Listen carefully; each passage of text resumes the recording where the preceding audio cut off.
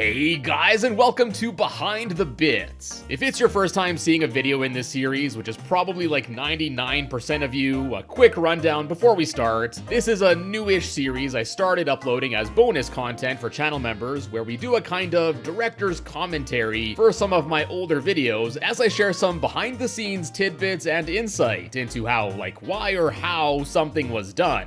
And today I'll be uploading a free preview for everyone, so if you enjoy this video and would like to help support the channel by becoming a member, click or tap the join button below the video for some more info, or if you're on an Apple device, I believe you'll have to find the join link in the description below. There's already a few more of these videos that have been uploaded over the past few months, and I'm hoping to get at least one extra member video out per month, just maybe not this month as, well, here we go, behind the scenes info here. I'm currently in the middle of moving, and if you've ever had to move before, yeah, you know how it is. Anyways, with all that said, let's finally get into the video here, where we'll be reaching all the way back to one of the first Lost Bits videos I made, and that's of course on the GameCube classic Super Mario Sunshine. Let's get into it.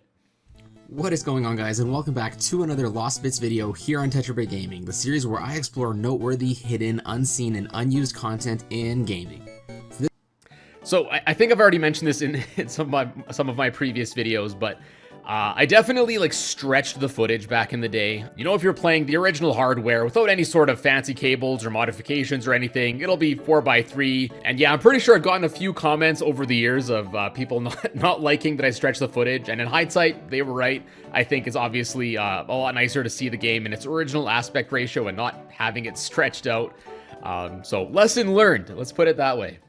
In this Lost Bits video, I will be going over the Super Mario main series gem on the Nintendo GameCube, Super Mario Sunshine. As always, that was weird. Okay, so I'm surprised I uploaded that with that issue. There was a little bit of some sort of render flickering. Yeah, okay, let's pause it right there. So this wasn't in the footage. I don't know what it was, but there was, I guess it was the original build of, I don't know if it was my old PC or the build of Vegas Pro I was using, but in some of my original older videos, there's some of these visual errors, glitches, whatever you want to call it, usually when there's crossfading between clips. Thankfully, it's gotten better over the years. It must have been hardware related. I'm not too sure. I know there was one time I uploaded, it was the Crash Bandicoot 1 Lost Bits video. I made the mistake of not previewing that video before I uploaded it. I previewed it in the software, but not after I rendered it and before I uploaded. And I remember after I uploaded it, I got a whole bunch of comments of people saying that, oh, there's so many visual glitches in the video. And I was like, oh man. And this was several hours after it got uploaded. So I ended up deleting that upload and re-uploading it fixed. But since then, I triple check my videos now before they go live, never making that mistake again. No matter how confident I am now with how my software renders the videos, even though that example I talked about was 7-8 years ago now. Despite how long it was, I always triple check my videos to make sure stuff like this Sunshine. As always, happen. Before we begin, if you guys enjoyed this video, also side note, this video is less than 5 minutes, which is crazy. Actually, before we go on, so this is a game that I did do a Redux video on. So for those that don't know, some of my older videos, I do a update essentially to the video and cover stuff that I didn't cover back then, just because the scope of the Lost Bits series has definitely grown since its inception. But I randomly, actually coincidentally, I wasn't planning on making this video specifically when I looked at this, but I stumbled upon the cutting room floor page for Super Mario Sunshine, and there's so much more stuff that was added and documented that I'll probably have to do another Redux video on this game someday. There's just so much more that I could talk about, but I digress. Sorry, we're see more 30 seconds into the video. Please be sure to slap a like or comment down below, and with that said, let's begin exploring. Let's do that. So while doing a little bit of research, I stumbled upon a screenshot of the beta for the game, and in it, it appears that normal humans were initially planned to have been in the game as characters. So this is very old, very old trivia for this game, obviously. I think, I don't know, I remember what year is this, 2016? Not too much, I guess, was documented for this game. I'm trying to think back, I could be wrong, but the page was not as big as it is today, that's for sure. But I remember there's this was one of the main things people, as far as lost media cut content for this game that I remember from almost 10 years ago. Almost 10 years ago. That's crazy. I think this video in particular was almost 9, I think, as I'm recording this. Anyways, yeah, was that humans were supposed to be in this game or whatever. Potentially instead of Piantas. Would have been cool. I guess this was also before Super Mario Odyssey was made. So in 2016, the concept of having like real looking human characters in Mario was still pretty weird. Because I was just thinking, I'm like, now it's not as weird because we got New Donk City, which had humans, so it's like, oh, okay, whatever. But yeah, just having like more human looking, like Sonic 06 kind of interactions with the main cast. It was kind of weird back then, for sure. Human character left in the game, known as Il Piantissimo, who uses a Pianta disguise and challenges Mario to several foot races throughout the game. Furthermore, and interestingly enough, by removing Il Piantissimo's mask, it is revealed that this character used a face model which has a resemblance to the Running Man from Ocarina of Time.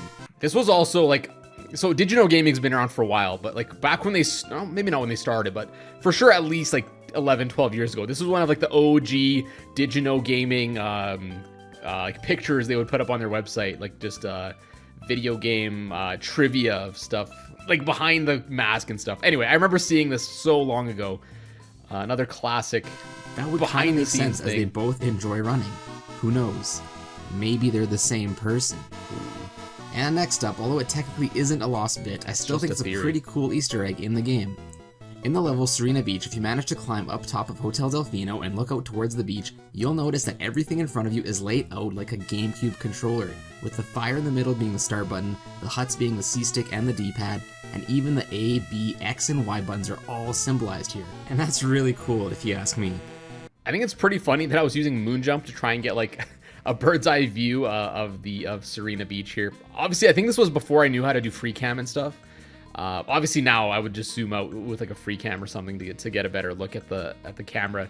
But also, this just has me thinking again. This is like a less than 5-minute video, and it's supposed to be about like unused content stuff. And this isn't even unused content. I guess I was just like scraping by of what to cover for this video that I had to talk about something like that. That's probably, even back then, was probably decently well known. Next, we have a pretty well-known unused object in the game with many rumors behind it. In the third episode of the level, Noki Bay, Red Coins in a Bottle, if instead of collecting the red coins, you go exploring around the sandcastle type structure on the bottom. Voice sounds pretty okay though. It's not super reserved, and it's not like, it's still not, I wouldn't say as natural as like my speaking voice is now in videos, but it's not bad. Honestly, like some of my old videos, I'm like pretty, I don't want to say ashamed of how my voice sounded, but like it's sometimes they're harder to watch than others. This one's not bad. You will see an opening that leads to what appears to be a door, which unfortunately does not open. This is an interesting mystery. No matter. By playing around with the camera, you can clip through and see a book behind this door. Like I said, there are many rumors about this book that I might save for a future mystery bit. The most likely theory about this book is that at some point in development, the original mission for this part was to collect the book. So, two things, I guess. Again, that book, I obviously had to move the C-stick. I didn't know how to use free cam back then. But secondly, I mentioned this in a lot of my previous Behind the Bits videos, but since this is the first one for a lot of you that haven't joined as members yet. Yeah, we have the old thumbs up, leave a like graphic. I don't remember when I stopped making those graphics and adding them into videos, but if you watch some of my old top 5s and lost bits and stuff, I pretty much made a custom graphic for every video. I changed the colors of the background and added a different character, all that stuff, pretty much all the time. I think I just got tired of making them, and people would leave mean comments about them and stuff all the time. It's like, oh, stop asking for likes or whatever. I just eventually stopped adding them, or I think I upgraded to like a different graphic. I can't remember exactly how that transition period went, but yeah, that's a thing of the past, that graphic. But obviously, this was changed to the red coins in the full release for whatever reason. And finally, the main chorus lost bit of this episode, the Super Mario Sunshine test map. Very, very similar to the style of the test map in The Legend of Zelda Wind Waker. Albeit not as many, this game still has a really neat test map, and without further delay, let's explore it. So if I made this video today, which I guess if I do make a Redux Part 2 or whatever, I'll probably go more in depth into this test map, because there's no way I was able to like cover all of it in like 2 minutes. I probably just like skimmed over a lot of the extra stuff, probably just focused on most of the stuff in the middle, if I remember correctly. You'll see when you spawn in the map is a big old Pianta. Let's go ask him what's up. Error message could not be loaded? Hi to you too.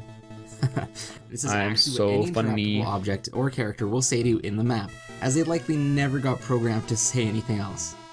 And moving on, we have more typical test map things like areas to test jumping, wall jumping, climbing fences, slopes, and so on. I guess I covered all briefly. There are also a few red coins and a shine sprite to, I guess, test collectability. And we also have a random fire that damages you, and a poor strolling stew minding his own business, which I decided to kill anyway. Rip. There's also a pretty cool unused soccer ball object, which lets Mario recall his glory days in Super Mario Strikers.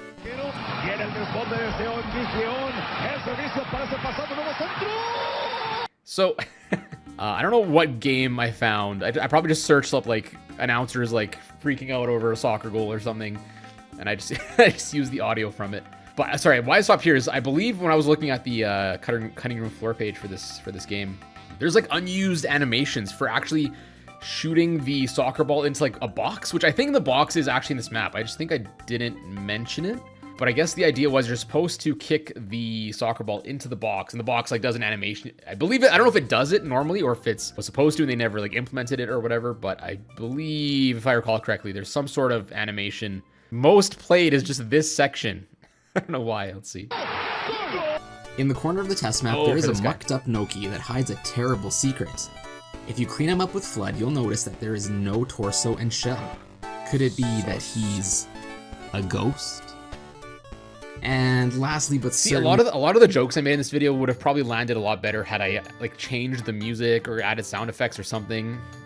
They're not bad. It's just to hammer like a joke home, you really want to change the audio. Otherwise, it kind of just, I don't know. To me, it doesn't hit as well. Not least is what some say is the main course of this test map, the unused Hinokuri enemy, also known as Trampoline Stew. For those unfamiliar, Trampoline Stew is an enemy seen in the Space World 2001 beta trailer for the game who never actually made it to the final game.